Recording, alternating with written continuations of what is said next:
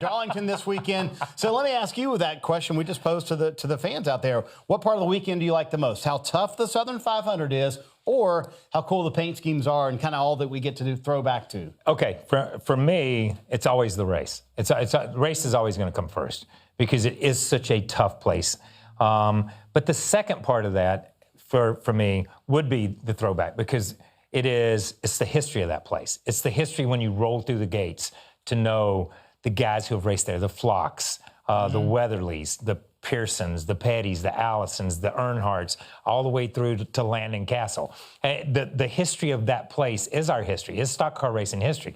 It just enhances it when you see those throwback paint schemes because it tugs at your heartstrings because that's my history. The 90s are my history. The 80s are my history. The 60s are my history. Yeah, you talk about rolling into the place. I mean, it's two moments for me. The moment I roll through the tunnel, like you said, and getting into the garage, when I see the crew members wearing the uniforms like we see here.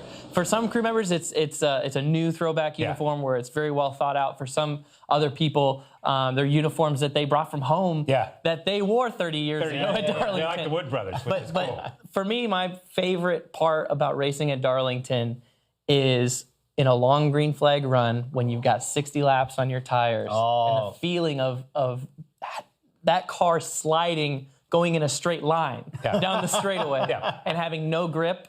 That's the most fun. That's a full Ironman. That's what makes that's a full Ironman. Man. Is it the toughest race of the year, Landon? I mean, because we've seen the last 4 years, the dominant car has not won this race. I mean, you talk about a 4-hour full-on event. Yeah, I mean, it's a track that to run 500 miles at Darlington is a track where you will race your tail off for forever, and you're doing pit stops and new tires, adjustments, and a caution will come out, and you'll finally take a breath, and you'll look up, and you'll see that you've completed 210 laps, and you're like, we're barely halfway through this thing, and I've still got another 2 hours of racing to go. You probably had that before, Kyle, haven't you?